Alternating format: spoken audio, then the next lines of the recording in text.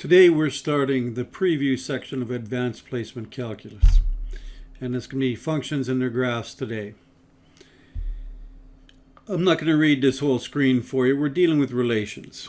Relations deal with a correspondence between two sets called a domain and the range. The x is the element of the domain and the y is the element of the range. Another way of looking at it is the x is the input and the y is the output of the relation. So if we have a function x and y would be two non-empty sets. A function f from x into y is a relation that associates with each element of x exactly one element of y. Example 1, we're given f of x is equal to 3x squared plus 2x, and we're asked to determine f of 2. Well, if you look at the beginning of the function, it says f of x, and at the end we've got f of 2. So all we're really going to do is replace the x with 2 in the function to determine the value. So we have f of 2 will equal 3 times 2 squared plus 2 times 2, which will give you 3 times 4 plus 4, which will give you 16. And that is the value of f of 2. Example 2. Given f of x is equal to 3x squared plus 2x, we're asked to determine f of x plus h. Well, last time we determined f of 2 by replacing x with 2. In this case, we're going to have to replace x with x plus h. So now we have f of x plus h is equal to 3 times x plus h all squared plus 2 times x plus h. The key here is remembering how to square a binomial, x plus h. Literally, that means x plus h times x plus h. Shorthand in your head is fine with me. All you need to do is take the first term in the binomial and square it. So x squared. Take the two terms in the binomial and multiply them by each other. X times h gives you xh. Then double it, you'll get 2xh. And lastly, take the second term in the binomial and square it, and you will get h squared. So you're going to end up with 3 multiplied by x squared plus 2xh plus h squared. And then we have to add 2x plus 2h, which we got from distributing the 2 in the last binomial.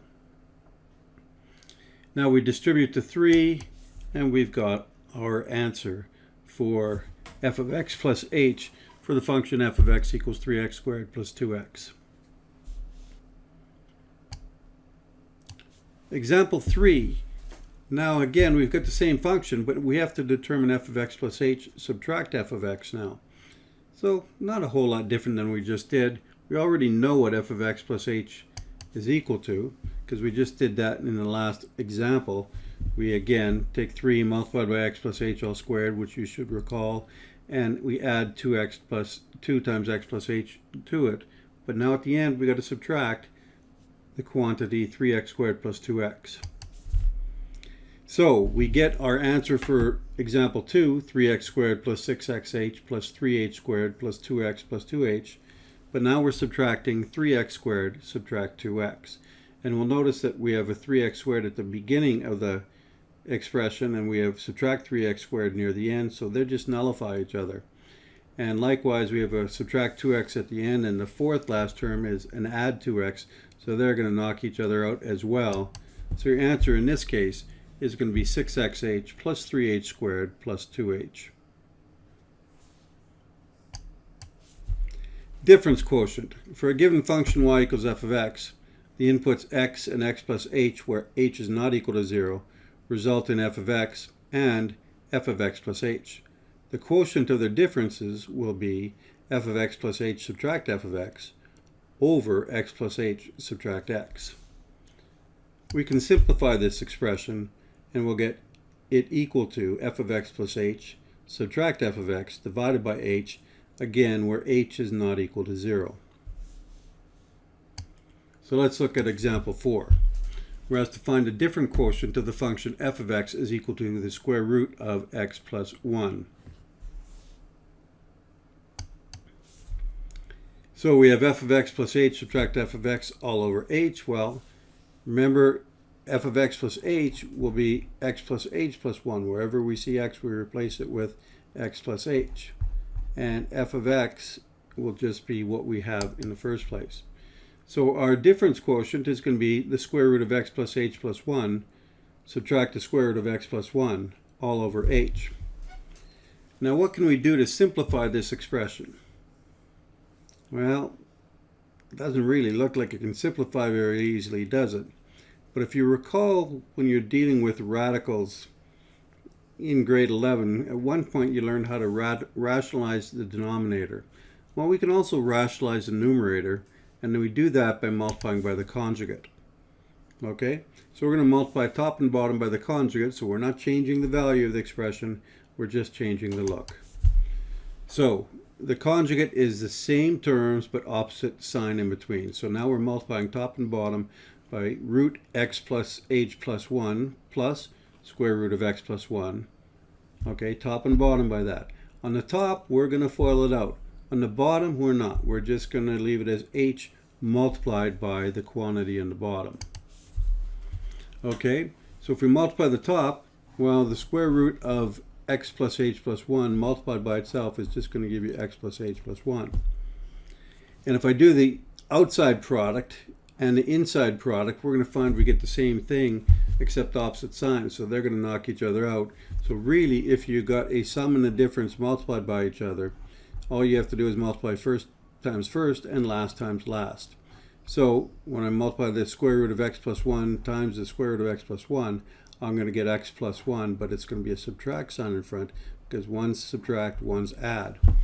So you now have on top x plus h plus 1, subtract x plus 1 in parentheses, which really becomes subtract x, subtract 1. So the x will subtract each other, the 1 will subtract each other. So we're just going to end up with h on top. And on the bottom, we did not multiply through with that h because, well, I kind of knew the h were going to divide each other off. So your final answer is going to be 1 over the square root of x plus h plus 1 plus the square root of x plus 1.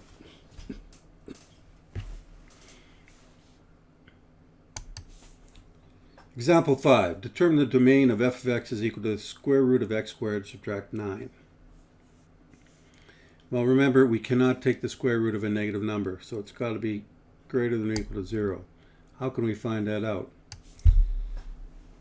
Okay, domain functions are your input or x values, so your x values, well, we got to make sure our x value is something that will make whatever is underneath that square root sign positive or equal to 0 at worst. So take the expression underneath the square root sign and set it greater than or equal to 0. I factored it here already. You should have recognized that as a difference of squares. So it must be greater than or equal to 0. So there, we set it greater than or equal to 0. How can we decide what will make it greater than or equal to 0? Well, one way to do it is by using a sign analysis. And we're going to use this fairly often in these courses here. So I recommend you get comfortable with it. So here I've got a number line drawn with two values. Those two values are the values that will make my expressions be equal to 0. If I plug negative 3 in x plus 3, it becomes 0. If I put positive 3 in x subtract 3, it becomes 0. All right? So on the right-hand side, I got my factors, x subtract 3, x plus 3. On the number line, I got those two values that will make the expression equal to 0. And underneath, I've got the product, which equals my expression x squared subtract 9. So on the bottom line here with my x plus 3, I've got signs. When I get less than negative 3, if I have an x value less than negative 3, this expression, x plus 3, will be a negative value. For instance, if I put negative 4 in for x, negative 4 plus 3, let's put negative 4 right there. Negative 4 plus 3 is negative 1. So it is equal to a negative value. And anything less than that will also be negative. If I plug negative 3 in for x, negative 3 plus 3 will give me 0. So that's why there's a 0 above that negative 3. Any value between negative 3 and 3 will result in a positive value. For instance, if I put in 1 or 0, 0 plus 3 will give you 3. Any value greater than 3 will also give you a positive value. Okay, for 4 plus 3 will give you 3. So everything to the right of negative 3 will be a positive value. Everything to the left will be a negative value. And that's a general rule, but there's times where it won't work. For instance, if you have a squared, or if your factor is 3 subtract x rather than x subtract 3. All right, do the same thing for x subtract 3. Well, if I do for x subtract 3, again, any value less than negative 3, for instance, negative 4 subtract 3 is a negative value, so it's negative. If I put in any value between negative 3 and 3, for instance, 0 subtract 3, it's still negative. But if I put in 3, I'm going to get 0. If I put any value greater than 3, I'll get a positive value. So now I got my sign analysis for my factors done. So now you need to figure it out for the product. For the product, we just use our signs. The product is x plus 3 times x subtract 3. Well, when it's less than negative 3, a negative times a negative will give you a positive. All right, so then I'm going to have a positive sign if it is less than negative 3.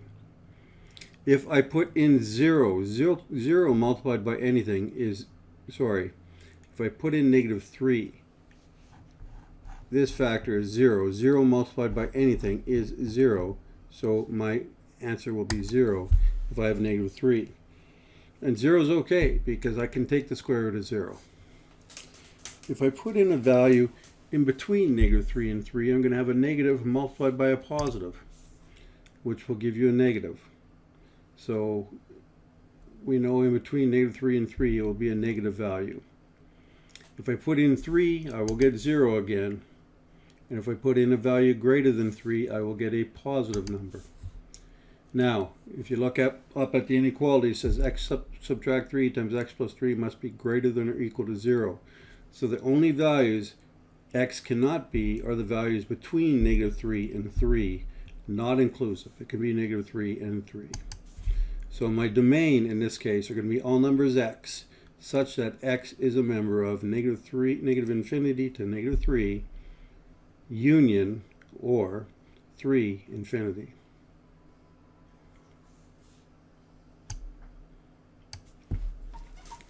Example 6, determine the domain of f of x is equal to 5 divided by x cubed subtract 9x.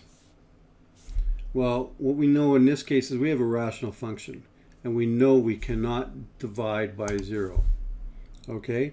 So with rational functions, you must make sure there is no division by 0. So in other words, make sure the denominator is not equal to 0.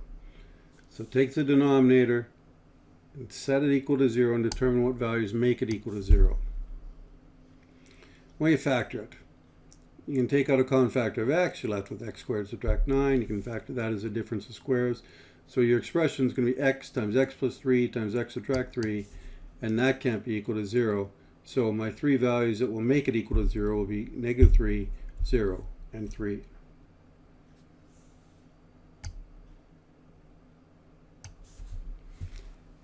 A piecewise function is one that uses different function rules for different parts of the domain. The function c of x is equal to 40 when x is between 0 and 100, and 40 plus 0.25 times x subtract 100 if x is greater than 100.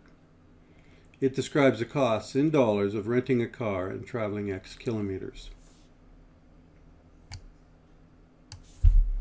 So determine the cost of renting a car for 1 day and driving 215 kilometers. Well, my cost, C of 155 is going to equal to 40 plus 115 times 0.25, because it's greater than 100 kilometers. All right?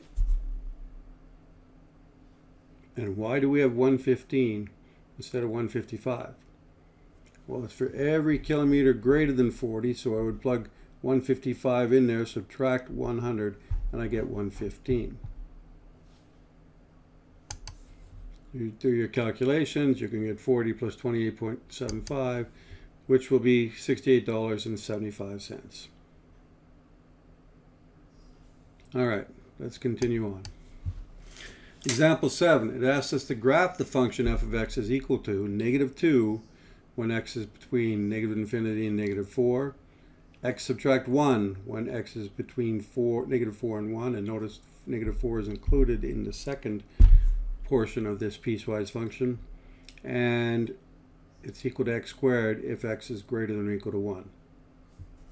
All right, let's Start with the top equation. Y equals 2 is a horizontal line. Well, we know what a horizontal line is. Just find out where y is equal to 2. Draw your line. Notice we have an open circle where x is equal to negative 4, and then it goes to the left, continuing on. Now we're going to deal with function f of x equals x subtract 1, or if you want to call it y equals x subtract 1. We substitute the endpoints in to determine x. So I'm going to put negative 4 in for x. And I'm going to put 1 in for x. Now, if I put negative 4 in, I'm going to get negative 4 subtract 1, which gives you negative 5. And if I put 1 in, I'm going to get 1 subtract 1, which gives you 0. So my ordered pairs are going to be negative 4, negative 5, and 1, 0. One thing you got to recognize for these ordered pairs is for negative 4, negative 5, negative 4 is included. But for 1, 0, 1 is not included. So how do we deal with that? Well, for negative 4 and negative 5, we have a closed circle. And for negative 1, 0, we have an open circle. And then we just join those 2 points. And we've got the middle equation, f of x equals x subtract 1. All right. Doing the last one. Well, we generally have f of x equals x squared, or y equals x squared. You should recognize, and this goes from 1 to infinity, the ordered pairs 1, 1, 2, 4, and 3, 9 are on the graph, because 1 squared is 1, 2 squared is 4, and 3 squared is 9. So those ordered pairs are on the graph f of x equals x squared, and they're in the domain. So let's just plot those ordered pairs. And there are my ordered pairs. And then just draw a line through them and extend it, because it goes past infinity. So that is what your graph would look like. All right, label your graph nicely, plot it as well as you can, draw your lines, and you're done. Even functions. A function is said to be even if f of negative x equals f of x for all values of x in the domain.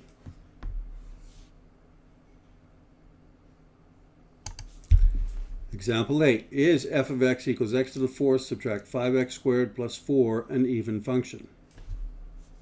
Well, let's just plug in negative x for x and determine if we get the same function. So I now have f of negative x equals negative x in parentheses to the fourth power, subtract 5 times negative x in parentheses squared plus 4. Well, if you got an even power, it's going to be positive, so we're just going to end up with the same function we started with, which means, yes, this is an even function.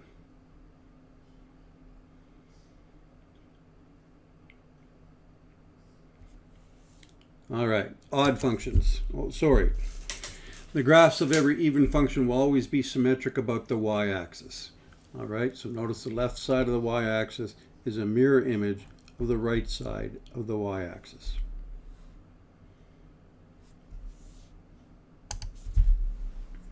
Odd functions. A function is said to be odd if f of negative x equals negative f of x for all values of x in the domain.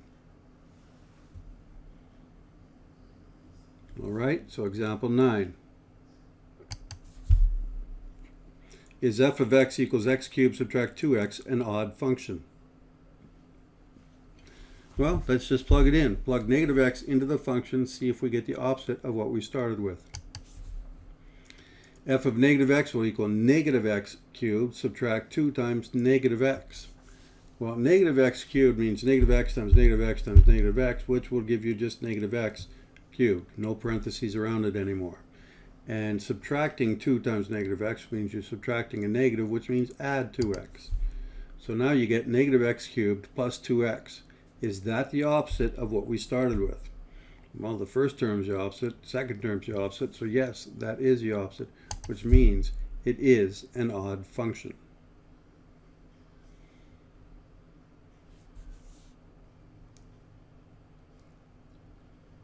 All right. And the graphs of every odd function will always be symmetric about the origin.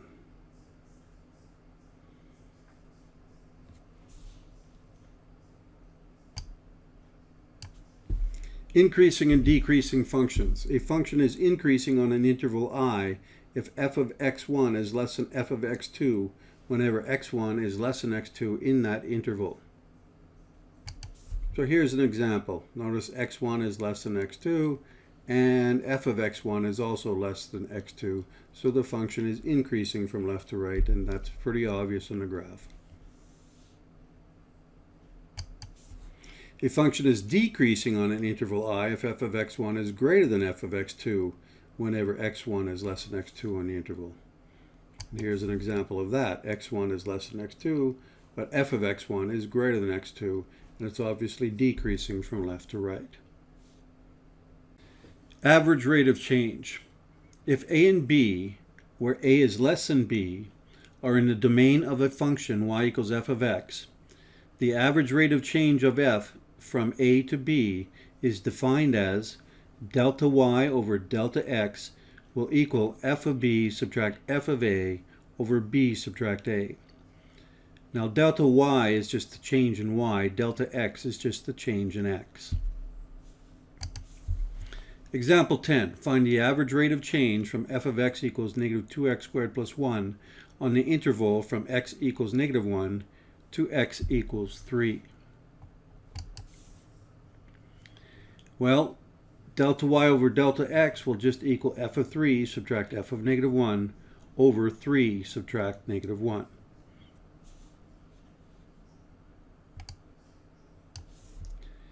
So f of x, or f of 3, is going to be negative 2 times 3 squared plus 1. And we're going to subtract f of negative 1, which would be negative 2 times negative 1 squared plus 1, all over 4. Well, 3 squared is 9, multiplied by negative 2 will give you negative 18, plus 1 will give you negative 17. Negative 1 squared is 1, multiplied by negative 2 is negative 2, plus 1 is negative 1. So we're going to have negative 17 subtract negative 1, which becomes negative 17 plus 1, which is negative 16 over 4, which equals negative 4. So the average rate of change of f of x from negative 1 to 3 is going to be negative 4.